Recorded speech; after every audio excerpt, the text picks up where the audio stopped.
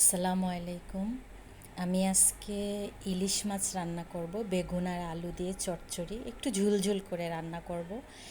ইলিশ মাছটাকে আমি আগে ফ্রাই প্যানে ভেজে রেখেছিলাম, তারপর বেগুনগুলো কেটে রেখেছি, আলুও কেটে রেখেছি। তাই আজকে আমি রান্না করব ইলিশ মাছ বেগুন আর আলু দিয়ে একটু ঝুল করে চচ্চড়ি। আমি কড়াইতে সরিষার তেল দিচ্ছি। আসলে আগের দিনে আমাদের মা খালারা যেভাবে রান্না করতেন ওই রান্নাটাই সবচেয়ে মজা।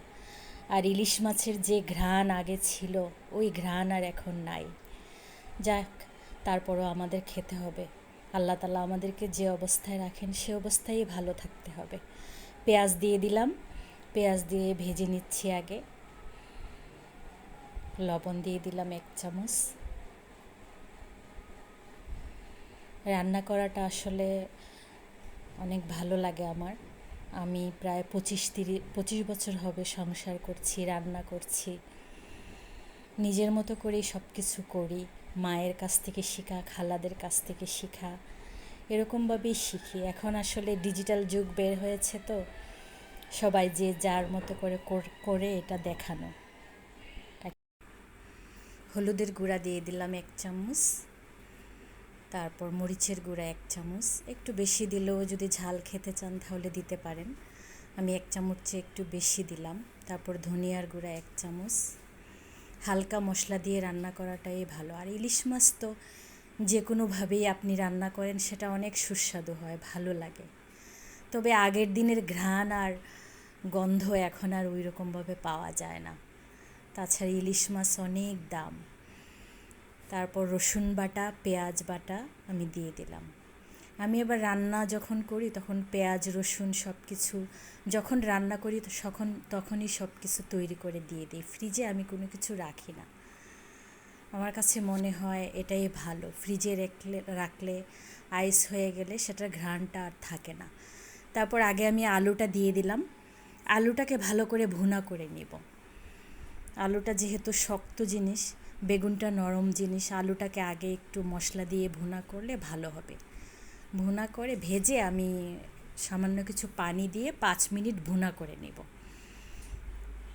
তারপর পানি দিয়ে দিলাম, দিয়ে 5 মিনিট একটু ভুনা করব। 5 মিনিট ভুনা করে তারপর আমি বেগুনটা দিয়ে দেব। 5 মিনিট পর আমি ঢাকনা খুলে বেগুন দিয়ে দিলাম। বেগুনগুলো আমি কিউব করে কেটে নিয়েছিলাম,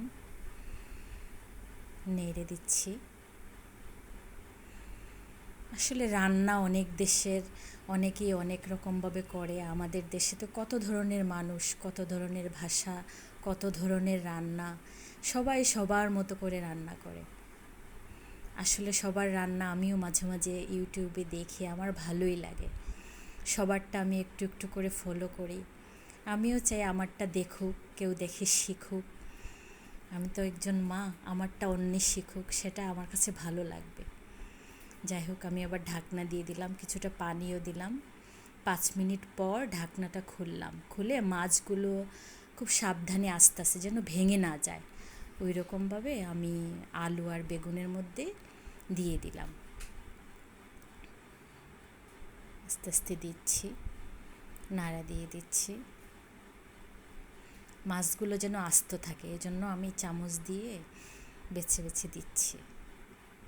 সাথে আমি কাঁচামরিচ, একটা ছোট ডিমও বের হয়েছিল, ডিমটা আমি রেখে দিয়েছিলাম, এটাকে ভাজি নাই। পরে আমি কাঁচামরিচের সাথে দিয়ে দিলাম। ফ্রাই প্যানে একটু তেল লাগানো ছিল, এটা আবার একটু ধুয়ে দিলাম মগের মধ্যে পানি দিয়ে, মগ থেকে পানি নিয়ে একটু ধুয়ে দিয়ে দিলাম। যাই হোক,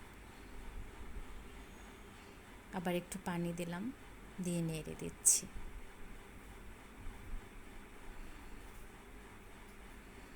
গরমের মধ্যে একটু ঝুলঝুল তরকারি খাওয়াটা আসলেই ভালো। ভুনাটা অনেক সময় দেখা যায় যাদের গ্যাস্ট্রিকের সমস্যা আছে ক্ষতি করতে পারে, এজন্য একটু ঝুলঝুল করে খাওয়াই ভালো। তারপর লবণ একটু কম হয়েছিল, তাই আবার একটু লবণ ছিটা দিয়ে দিলাম। ঢাকনা দিয়ে ঢেকে আরও প্রায় 10 মিনিট আমি ভুনা করে নিব। তারপর আস্তে আস্তে ভুনা হয়ে গেল। 10 মিনিট পর আমি ঢাকনা খুললাম। দেখুন তারপর ধনিয়া পাতা কুচিগুলো দিয়ে আরও 2-3 মিনিট একটু সামান্য একটু ধনিয়া পাতার ঘ্রাণটা বের হওয়ার জন্য আমি আবার একটু নাড়া দিয়ে দিলাম, নিয়ে আবার 2 মিনিট একটু ঢাকনা দিয়ে ঢেকে দেব, ঢেকে তারপর নামিয়ে নিব। এই যে দেখুন হয়ে গেল আমার ইলিশ মাছ আর বেগুন দিয়ে চচ্চড়ি। ধন্যবাদ সবাইকে আমার ভিডিওটি দেখার জন্য।